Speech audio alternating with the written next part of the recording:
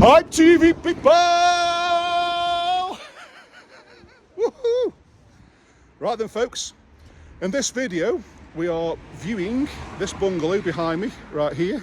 It's an auction property and I'm going to have a walk around and try and show you guys how I identify any problems, the methods I use to identify it, in a bid to try and educate you folks at home from a builder's perspective what we look for in a house when we're trying to value it on what we need to do on a house. So what's it going to cost, and also what is wrong and what are the reasons as to why, because obviously we are potentially thinking about buying this and either selling it on, flipping it, or even holding it. So some key nuggets in this video folks, watch carefully and see if you can learn anything.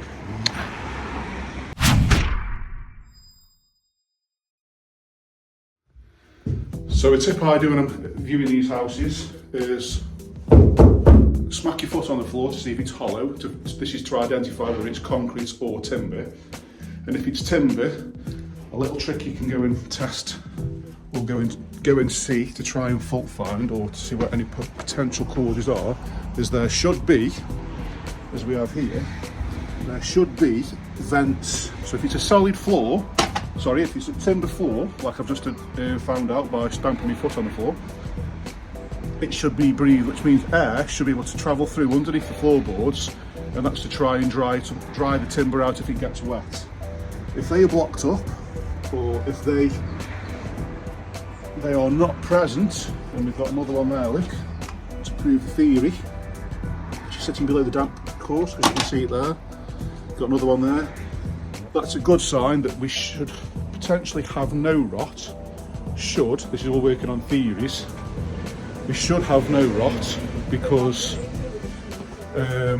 we've got airflow around the joists. So just a little quick thing that anybody can do at home: stamp your feet. If it's wood, it needs to have ventilation outside to make sure it can get around. If you stamp your foot and it's concrete, you don't need to worry about that. So that's just one of the little things you can pick up from picking my brains. So now we're going to go through into the front reception room.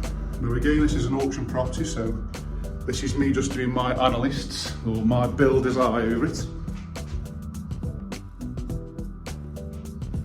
So we've identified so far, there's a couple of cracks. We've identified we've got timber floor, but it's ventilated. We've got another timber floor here. Timber floor there. Timber floor of the bathroom. So this is the bathroom. There we go. Beautiful. So, obviously looking for signs of things that are not right. This is the reason I'm doing this video. So I'll now go towards the back of the property. So stamping my feet again, more timber floors. Wondering if anybody out there can pick up on anything. Does your beady eye pick anything up? Stand over here so you can get a full-on view, people. So, we have a conservatory.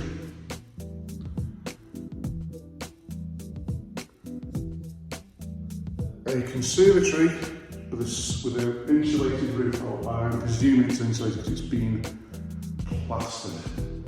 And what do we have here? This is a very obvious one. But if you can see, the floor is laid, is uneven, it's raised.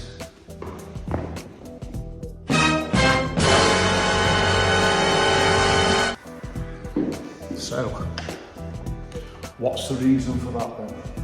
Anybody watching this video, comment below and let's see if any of you can try and diagnose the fault. But again, as you can see, all these tiles here, we've got a line that runs through there roughly. What's it telling you folks? So this is the kitchen at the rear.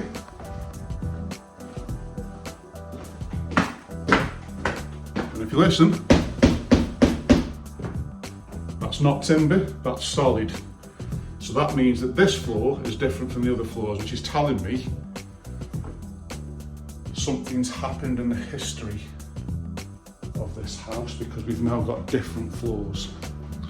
And like I say, we've got the back of the house, we've got this conservatory that I've just been stood in, and we've also got this. So you probably can't see it too well from there, but I'm telling you, inside that picture there, we've got a problem.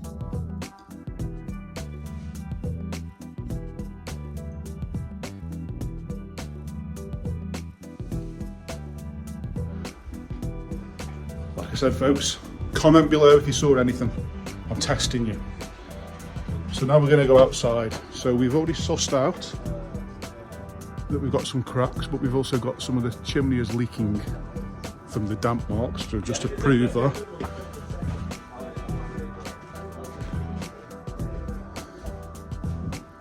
So as we can see, we've got damp marks around the chimneys. So going back down, let's have a look here. So looking down the house, just to verify what I've been saying, is if you look at the bricks here, and as you come to the conservatory, we can see that the brickwork here is different to the brickwork there. So obviously this is an addition, this is something that's been added on after it's been built. And this is also the thing that's got the issue on the floor. And now also walking around here, again following the brickwork around, coming to this bit, we've got this brickwork here, which then comes to a different brickwork on the corner, which is the same as the brickwork on the front of the house, but then you come from there, look, follow it up, and we've got a different brick there than we have there. So that corner there is the original existing house, and then this bit here is a different brick again. So again, it's on the cavity wall insulation. We've got a bit of a step on this lintel here. And as we walk around there, we've got steps going up to higher ground. So we've got steps there going up to higher ground. So again, from building perspective, now, like I say, we are here to evaluate this as an auction property to see what we need to do to it, to sell it or to do it up. We can prove now that this brickwork is the same as this brickwork, and looking down here, what we've got is to try and stop the damp. When they've built up to this height, they've put a DPM, which is a damp-proof membrane, down there to try and stop the damp coming through. If it was mine personally, I would be leaving a bit of a gap from there, because that water's still going to come through and eventually that will break down, especially on the corners, because as you can see, it's starting to peel quite easy, because the sun, the UV rays actually break that down in time. So that's not the best method, because it's literally just folded down, so water can eventually get behind there, and because air can't get to it, the brick is always going to be sodden. So not my preferred method. And we've also got another thing here where these steps that have been made, these are what we call cinder block, which are an internal block that we use for walls. They're not an external block. So you can see where they've just patched in and put cement inside the holes. So this is now painting a picture for me of the history of the house and what's going on. Now, bearing in mind that we are potentially buying this to flip it, which means to sell on or maybe to keep. So these are the things that I'm finding, and I'm trying to look at it, because I've got to try and put a number on what this is going to cost so we can put it right. So again, flipping round, we've got some Aussie board there that's missing, and that verge needs pointing. That's not a major concern, to be quite honest. And then we've got, stand back here, we've got a little alleyway down there. Now, there's lots of spider webs and lots of things going on down there, but I'm going to do this for you viewers. Question for you: Would any of you people at home go down there? And the reason is, if any of you won't, you're going to miss the biggest with this. So you should always go and do it, because this is the stuff you want to test. So as I've said, we've identified that stamping your feet on the floor, we've got timber floors on the majority of the actual house, on the existing house, but we've got through part of it, and then we've stomped our feet on the floor, and we found out we've got a concrete floor. So there's been a difference. So now we've identified also from the bricks that we've got different bricks, so we know that it's definitely an extension. So now we want to check these things out, because what I've shown you on one side, we've got a little bit of a step on one of the lintels. We've got telltale signs here, only very lightly, that we've got a crack there. So now we're going to disturb all these spiders. We're going to go down here and have a look what's actually going on. So we've got brickwork, that's where I've just been behind me.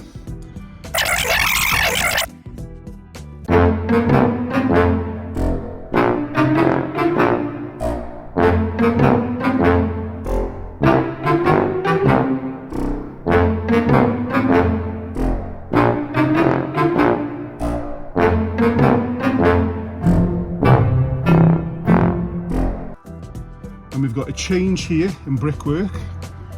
So as we can see, we've got a straight knit joint there, so that's what we call a butt joint, and that's where we would hope that the previous builders have used what we call starter bar ties. So anybody that doesn't know what a starter bar tie is, we're going to put it on the video now, so shitting!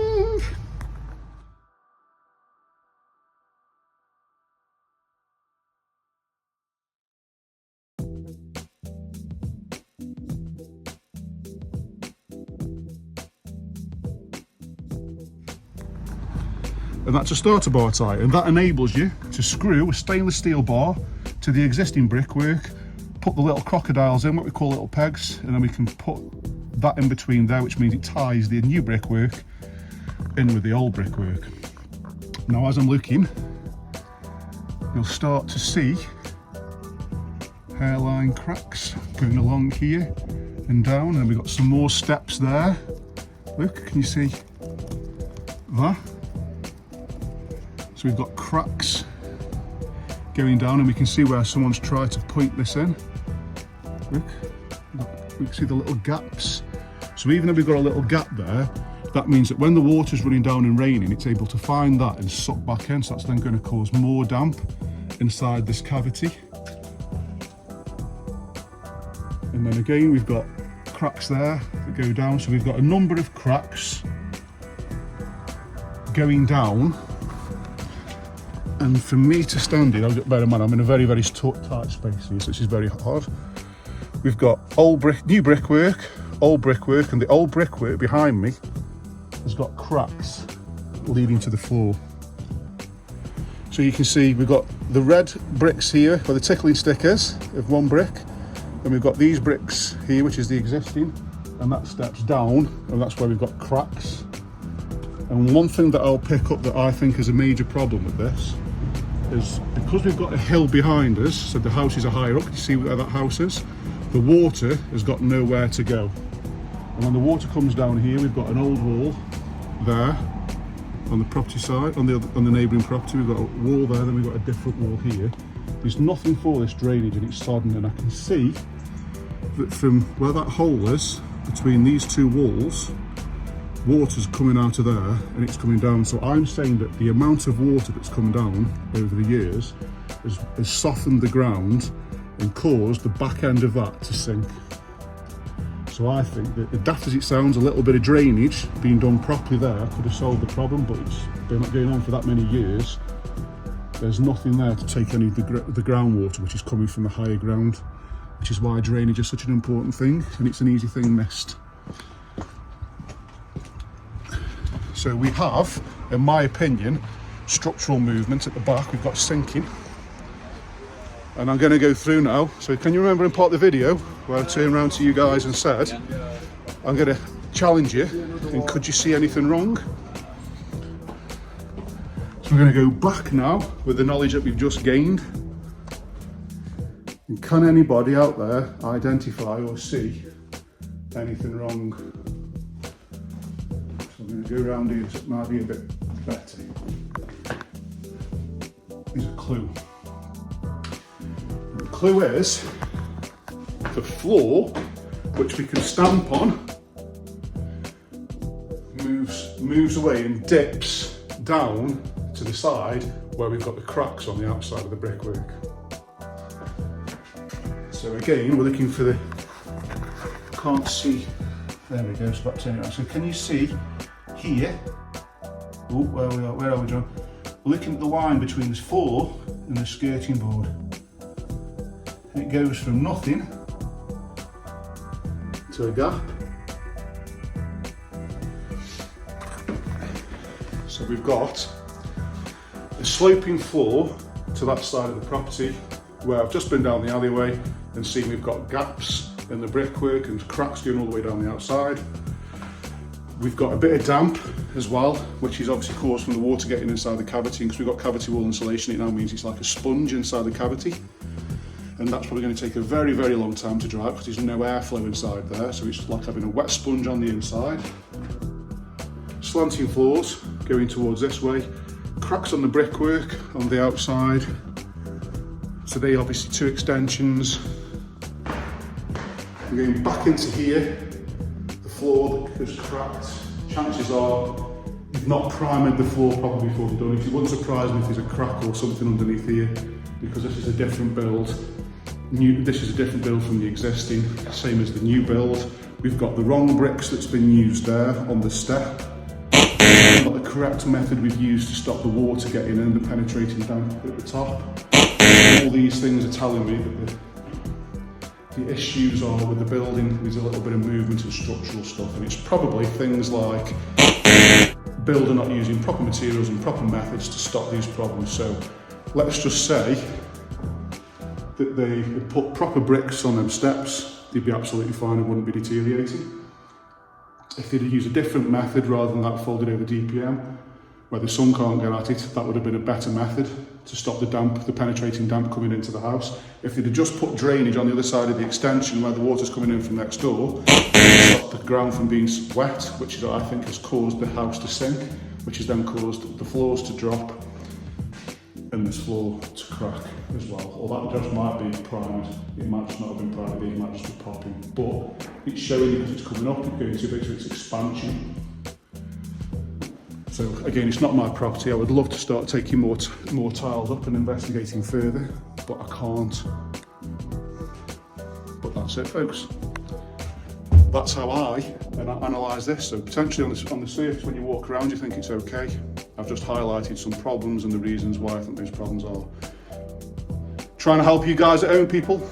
And that's it from me. I'll see you soon.